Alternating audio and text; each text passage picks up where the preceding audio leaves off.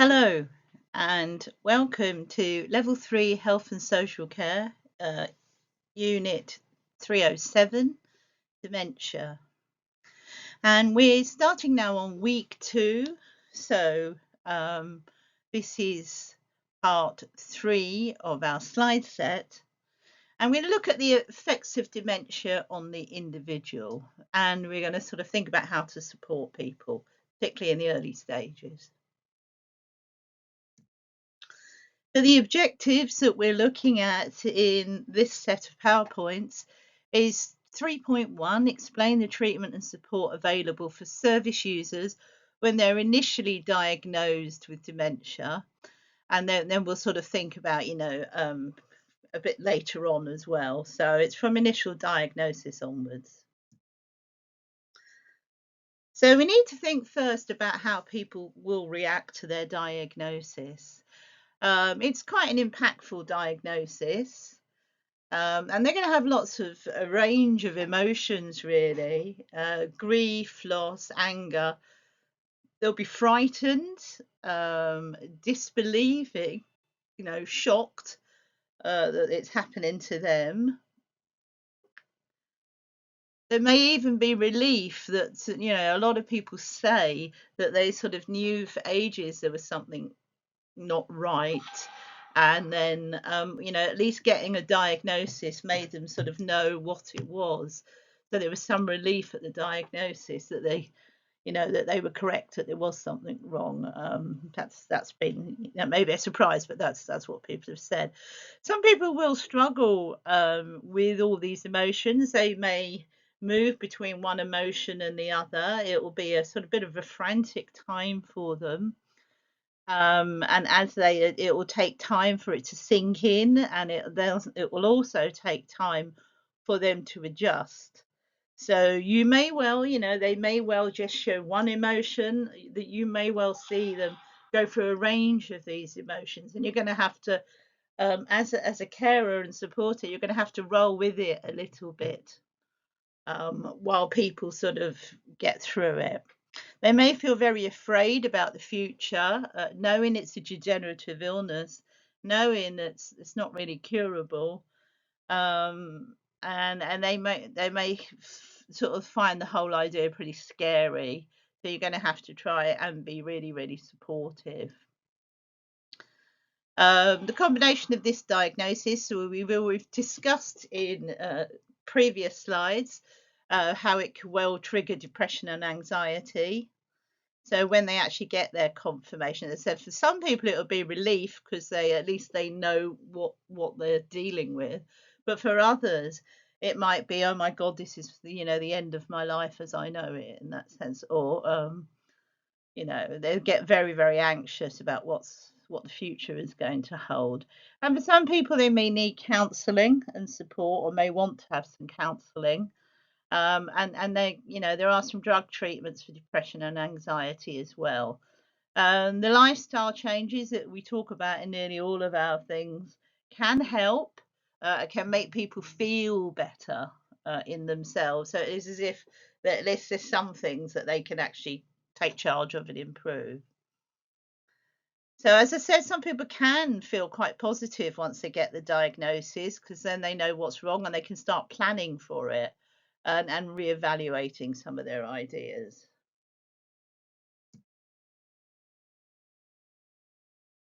They may have less control about how they express their feelings. As I said, they'll get a flood of feelings, all sorts of different things. They can chop and change.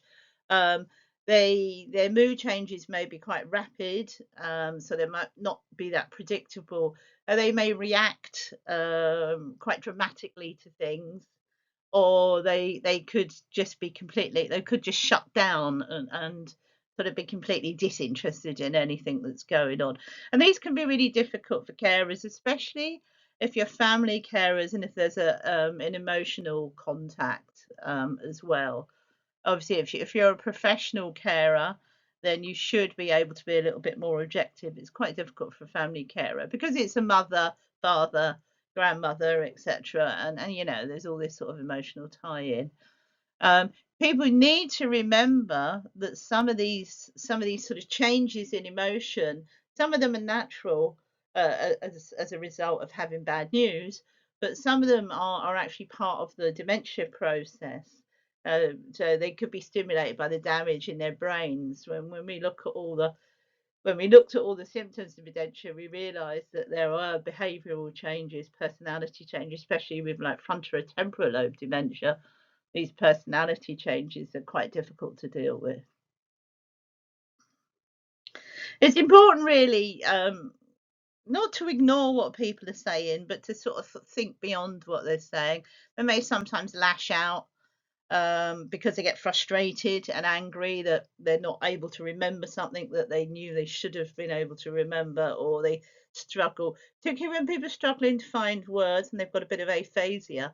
They're struggling to find the right words or struggling to create those right words. Terribly, terribly frustrating. So, be prepared for people maybe getting angry and lashing out at that time. Once people have been diagnosed with dementia, they could lose confidence in themselves because they know that parts of their brain is getting damaged, so they might not sort of trust their judgment anymore, or they might not feel that they're in control anymore. They might, as a result of their diagnosis, they might feel that people look at them differently. So there might have been someone who had a high-powered job up until a couple of years ago, lots and lots of respect in the community, and they might sort of feel of themselves as someone with dementia, getting older, not as important anymore. They can have a real effect on their self-esteem, that they don't function as well as they used to. It can affect other areas of their life, the financial well-being. You may not be able to work anymore. It could affect relationships, marriages. Marriages have broken up over dementia. It's sad but true. But some people can actually form new relationships as well, as a result of their diagnosis through different activities, and support groups and that, which might make people can make new friendships as well, which actually can be quite valuable. So supporting the person with dementia. So we know that self-esteem is obviously huge. Um, we need to offer to the person plenty of praise and encouragement. So whenever they're actually doing something or having to relearn things that maybe they used to know, we need to celebrate those successes. We need to focus on the positives, and we need to give people lots of well done, so that they know, not in a patronizing way, but in a way that they know that they've done good. We need to avoid criticism, because it's not their fault if they can't do something that they used to be able to do very easily. We need to make sure that people have time to do the things that they really enjoy, and make sure that you fit that in. Because sometimes it could be a long sort of round of getting up, getting dressed, and going through feeding yourselves, going through all the difficult stuff, but not giving them some time for the enjoyable stuff. That's really, really important, so that they can actually, keep their self-esteem up. If somebody makes a mistake, be supportive, don't be critical. It's part of the problem. And you need to help people to maintain social relationships or form new ones if necessary. And that's again by getting people into special interest groups, hobby groups, and encouraging conversation. Someone might be feeling a bit sort of lost and switched off because of their diagnosis. You need to sort of get them back into the here and now, really, into the sort of day to day, but making sure that you have time to hear what they've got to say. People, we know that one of the issues is about communication, struggling to find the right words. That can be incredibly frustrating. Or people can really, really lose confidence and, clam up in social situations. They don't want to, feel like an idiot. And friends and families need to sort of try and encourage that, and be aware that people do find this situation frustration, and try not to overload the stress, but on the other hand, don't exclude them for things because of their fear, because that means their fears will be justified in a way. So it's a matter of encouraging them. If it is a stressful situation, maybe move somebody around so that they talk to a few different people, so it doesn't get too intense. And you may come in and support and be helpful, but don't always try and finish their sentences for them because they're struggling. Just make sure people need to know that they have to give them time to do that. So if someone's struggling for a word, don't always give them the answer, but try and sort of help them, give them a bit of clue to get there. And then if they can't, because there are some words that they can't do, then pick up that word quickly and get them to move on with words they can use.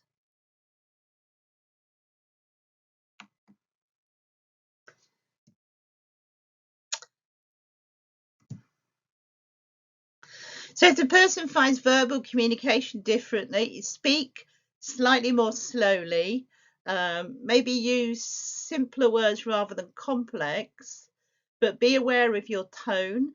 Don't treat them too much like a child. It's just you've got to find a bit of a happy medium. Speaking slowly, but don't speak to them like they're not able to understand. They're probably able to understand most of the words you're saying, but maybe don't rattle things off really quickly and use really complex words when you don't need to.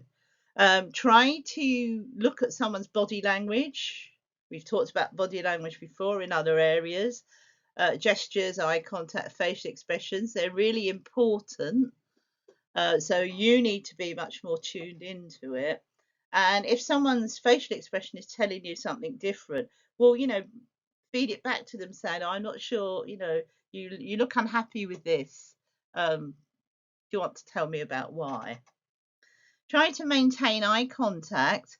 If you try to maintain eye contact with them, it will give them a chance to focus on you, which sometimes, if they focus more, it can help them find the words and find what they want to say. But on the other hand, don't have staring competitions with someone because that can make anybody feel uncomfortable, really. So you need to find a happy medium. Avoid sudden movements because that can cause, someone a little bit distressed if they're feeling insecure. And think about your own facial expressions. If they're struggling with words, don't you make sort of negative faces because they'll think, oh, they're wasting your time or they're keeping you hanging around. So you need to be very aware of what your own face is doing as well.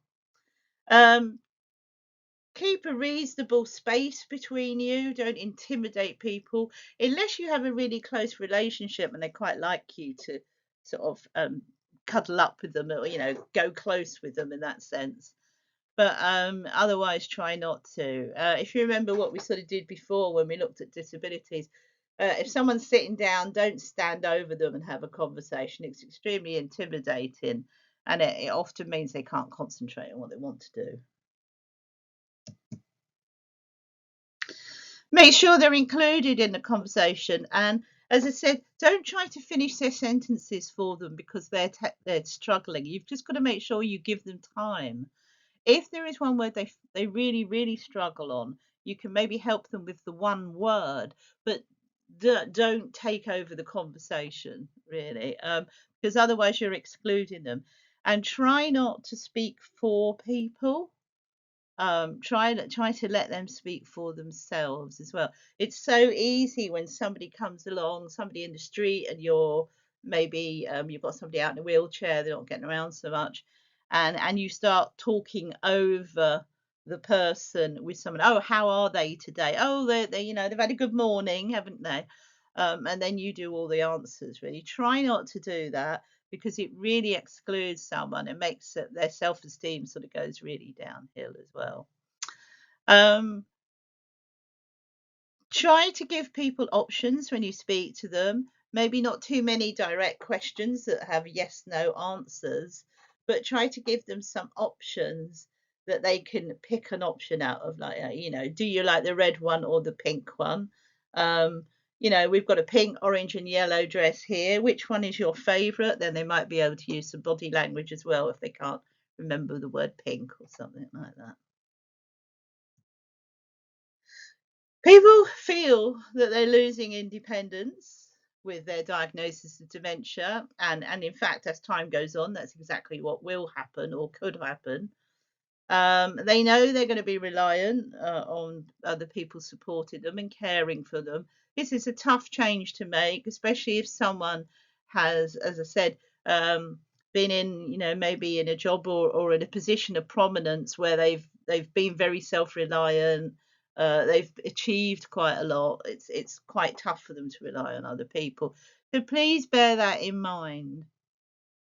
When you're doing things with people, remember you're doing them with people. So don't take over because it's quicker.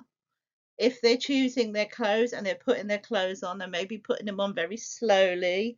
They might need a little bit of help with some detail like buttons, but otherwise, let them do as much as they can. If you take over, yes, they get dressed quicker, but that's not really the point of it. Okay, so try not to make them feel helpless, and if you take over, they can actually feel quite worthless. I can't even put my pants on. That's a really horrible feeling, isn't it? That can cause some conflict, their attempts to keep their independence, and they may be very resistive to any help that you try to give them. This is really not unusual because they're not ready to accept that things have become more difficult for them, so they don't ask for help. So you've got to find a way of offering help that doesn't offend. So there's a lot of discretion, and you need to tread carefully and delicately. You need to be sensitive to the individual. So don't assume that because someone's not answering immediately that they're confused or they don't know. It might be just taking them some time. The processes work much slower. Although there is damage, they may come to this solution, but it might take them longer as well. So keep them involved as much as possible. You also, the difficulty is you need to balance their need for independence with safety as well. And you're going to have to find a happy medium that works with them. And to do that, you're going to have to talk to them in a fairly level way and say, look, the reason I want you to use this walker is because you are having falls at the moment, and we just can't have you bashing your head all the time. But if you use the walker, then you can go across the room whenever you want to. You can take yourself to your bedroom and back to the day room whenever you want to, or into the kitchen. To do that, you will actually be more independent. It's about how you frame it with people. So, as I said, doing things together really important rather than for them as much as you can. There will come a time down the line where you may have to do things for them, but let it be a gradual process. And as much as possible, try to let them do anything they can by themselves. Focus on what people can do rather than things they can't. So, give them more chance to sort of do some of the things that they can still do. If they can help baking a cake, they may be a bit unsafe with the oven, but if they can do the other bits, following with a bit of instruction, just reminding them when to put the flour in and that, let them do that rather than just standing by while you do it. And again, it will be slower, but you've got to manage that into the process of your work. Break things down into smaller, manageable steps. Let them do the steps they can. You can fill in between, but again, don't take over the whole job. Just the little bits that they can't do, and try to adapt tasks to find out what's difficult. Like I said, using a walker means they can get out in the garden. Focus more on the process than the finishing of it. If you might have to finish something off, but what they've done in the process is still valuable for them, even if it means that you might have to finish things off at the end. That's not a problem really. And really, the most important thing is to plan your work time. You've got to sort of think, how long will it take Mr. Jones to get dressed this morning, roughly, because things take different amounts of time. But make sure you plan it in so you're working at his speed. And if there's a problem with that, you need to speak to your supervisor and say, you haven't given me enough time for working at Mr. Jones's speed. So sometimes you have to speak up for them as well. Decision-making process, really difficult. And this is when we bring in something called mental capacity, which is a legal statement as well. It means being able to weigh up different options and decide on a decision. It's a process that we do all the time as people, but there will come a time when they might have difficulty with the problem and decision making. They may lose capacity to make certain decisions, such as, what to do with a large sum of money, things like that. They may not be able to weigh up the pros and cons. But you should always assume someone has capacity until you are very clearly shown otherwise, that they consistently do not have capacity. And they should be supported to make those decisions for themselves as long as they can. It might mean giving them a longer time. It might mean spending time having a longer discussion period leading up to a decision. It might mean you might have to sometimes think of some of the possible consequences that they haven't thought of, but it doesn't mean it say you have to take over the decision. And if we get to the situation where they very clearly no longer have capacity, there are 4 tests. Can they understand the information to help make that decision? It doesn't matter what the decision's about. Can they understand it? Are they clearly comprehending? Can they hold on to that information? Can they retain it? So could you come back to them later on in the day and say, do you remember the things we were talking about? Can you remember some of the information that we were discussing? If they can retain it, then step 3 is, can they weigh it up? Can they look at the pros and cons? Can they sort of look at the 2 possible choices? And can they sort of say to you, well, there's on this hand I could do this, on this hand I could do that. If they can do that, then it shows they've probably got capacity. Once they've been able to weigh that information up, can they communicate it back to you? So if you say, okay, so what was your decision? You say, my decision is this. How did you reach that? Oh, because I thought about this and I thought about this. And if they've actually weighed it up, then they have capacity. Whether you like the decision they've made or not, it's irrelevant. They are demonstrating they have capacity. That's a 4-part test. And if someone else needs to make decisions, we have to get someone to do it in their best interest. And to do that, you need to have a look at the Mental Capacity Act and look at the process that's involved in it. You usually have someone from outside. You might call a social worker and say, look, we don't think Mrs. Jones has got capacity. We want formally, maybe they haven't got a relative that they can rely on to sort of make decisions for them. We need to formally get a mental capacity there. And the social worker will probably come in, do the 4 tests, and listen to what you've got to say, listen to what Mrs. Jones has got to say, and then decide whether they've got capacity or not. But read up on the Mental Capacity Act, because it discusses the process as well, and it's something you need to be aware of.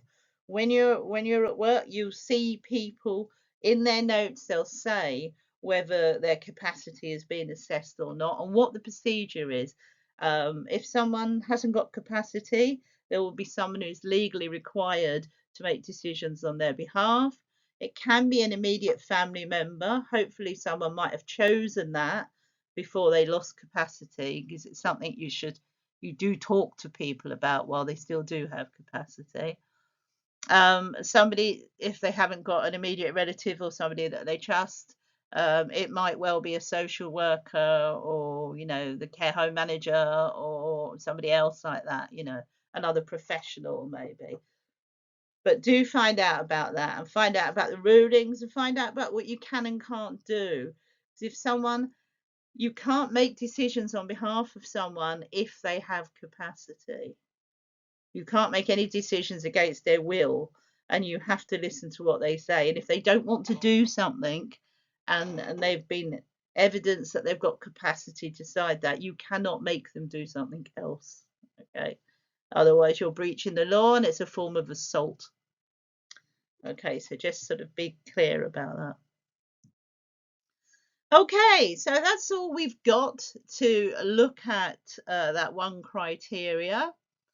Okay, I'll see you in the next set of slides.